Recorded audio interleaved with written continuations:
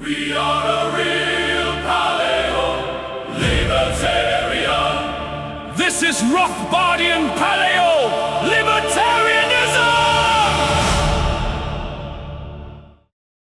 Everywhere we look today, the modern nation-state boasts of its independence. Flags are waved, constitutions are cited, and citizens are told they are free. But beneath this surface lies a stark and bitter truth. True sovereignty has been hollowed out. What we are witnessing today is a grand political illusion. Under the guise of national law, countries across the globe have quietly adopted imported globalist legal frameworks. This was not an accident. It is the calculated product of decades of institutional conditioning and external economic coercion. Western technocrats promised us a utopian world order, a seamless, efficient, perfect global village. Instead, they engineered a brutal, centralized machine. This machine does not protect the individual. It destroys families. It does not foster community. It locks up citizens by the millions and systematically erodes local organic cultures. The modern state is not merely inefficient, it is fundamentally broken. Look at the mainstream political landscape.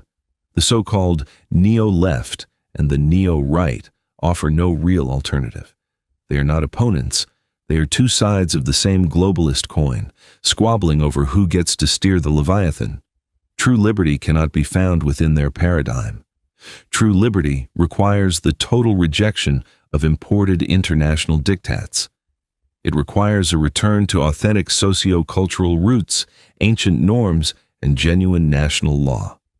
We must end legal imperialism and demand radical decentralization. To achieve real freedom, we must move beyond cosmetic political reforms. We must take radical, principled steps to dismantle the apparatus of state tyranny.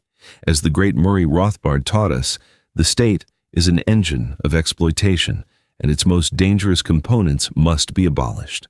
First, we must dismantle the twin pillars of the American deep state, the FBI and the CIA. These institutions, born out of 20th century warfare and paranoia, have evolved into unaccountable behemoths that surveil citizens, disrupt domestic dissent, and meddle in the affairs of foreign nations. They do not protect the republic, they protect the regime. Second, we must end the catastrophe of mass incarceration. The prison-industrial complex has torn apart millions of families, turning minor offenses and victimless infractions into pretexts for state-sponsored human warehousing. In a free society, prisons should be strictly and exclusively reserved for those who pose a direct physical threat to human life, violent murderers and terrorists. Furthermore, if we are to strip the state of its ultimate terrifying power, we must abolish the death penalty, an institution as corrupt, inefficient, and systematically flawed as the modern state should never possess the legal authority to execute human beings. To grant the state the power over life and death is to surrender the very core of our liberty. But Paleolibertarianism understands that political decentralization is only half the battle. True freedom cannot survive in a cultural vacuum. When you destroy the state, what fills the void? The answer lies in the oldest, most resilient institutions known to mankind, the traditional family, religious faith, and local customs. The globalist elite seeks to atomize society, reducing every unique individual into an isolated consumer dependent entirely on the state. To counter this, we must protect parental authority above all else. The right of a family to raise, educate, and guide their children according to their own values is absolute. For generations, organic communities possessed their own natural rhythms, milestones, and communal wisdom. Today, arbitrary, uniform, and fabricated state mandates dictate when a youth suddenly transitions into adulthood, bypassing the organic spiritual and communal rites of passage that once existed.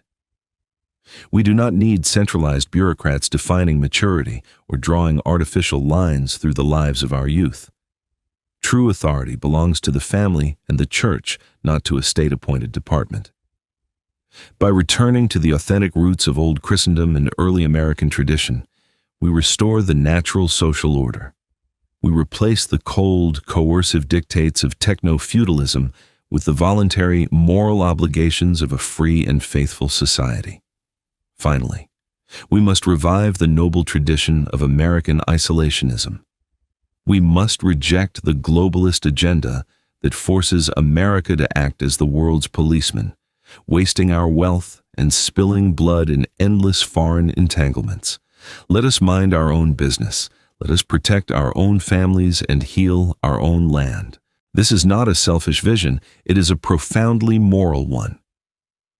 By stepping back and dismantling our own global empire, we allow America to heal, and in doing so, we set an example for the rest of the world. When America rejects globalism, it breaks the chains holding the globalist apparatus together.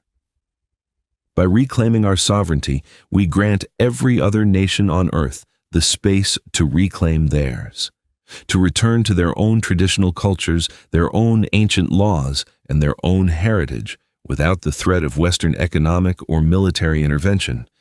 To every American, every Catholic, every defender of the traditional family, and everyone who longs for real Western liberty, the path forward is clear.